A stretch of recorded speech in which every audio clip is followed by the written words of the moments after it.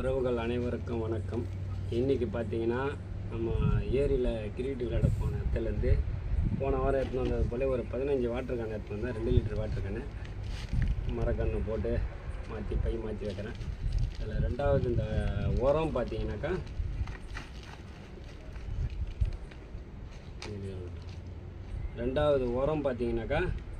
இந்த உரம் பார்த்தீங்கன்னாக்கா செம்மண், ஆட்டு சாணம், சாம்பல், கறித்தூள் இருக்குது பார்த்தீங்களா, அதை தூள் பண்ணி போட்டு ரெடி பண்ணி வச்சுருக்கிறேன். ரெடி பண்ணி இதுக்கு ஒரு புதிய முயற்சியாக இருக்குது. இதில் என்ன ஒன்றுனாக்கா நமக்கும் விவசாயத்துக்கும் சம்மந்தமே இல்லை. நம்ம முழுக்க பிறந்து வாழ்ந்தது எல்லாம் சென்னை. ஆனால் நிறைய பேர் நான் விவசாயி சொல்லிட்டு இருக்காங்க. நான் அப்படி சொல்ல விரும்பலை. இந்த மரக்கன்றுகள் மீது இருக்கிற அதீத ஆர்வத்தினால் நம்ம ஒவ்வொன்றா கற்றுக்கிறோம். அதில் என்னுடைய ஆசான் என்று சொல்லணும் பார்த்தீங்கன்னா சென்னை கண்ணகி நகரில் இருக்கார். அவர் நம்மளுடைய குருதி கொடையாளர். அப்படி தான் எனக்கு அறிமுகம் ஆனார். அதுக்கப்புறம் பார்த்தீங்கன்னாக்கா எனக்கு ஒரு 3 ஆண்டுகளுக்கு முன்பு மரத்தின் மீது அதீத ஆர்வம் வந்து நம்ம மரக்கன்றுகள் நட வந்து ஒன்று ஒன்றா பயன்படும். முதல்ல கடையில் வாங்கி தான் நட்டுருந்தேன். அதுக்கப்புறம் நம்மளே வந்து ரொம்ப அதிக ஆர்வம் வந்து கன்றுகளை நம்மளே உருவாக்கி நட்டுக்குன்னு வரோம். இதில் நம்ம ராஜகுமார் ஐயா அவர்களின் அறிவுறுத்தலின்படி, அதுக்கப்புறம் நம்மாழ்வார் ஐயா காணொலி அதிகமாக பார்ப்பேன். அப்புறம் திருக்கழுக்குன்றத்தில் இருக்கார் பாருங்கள், இறையழகன், தமிழ் நிலம் தமிழ் பண்ணை, அந்த இறையழகன் அவருடைய காணொலி அதிகமாக பார்ப்பேன்.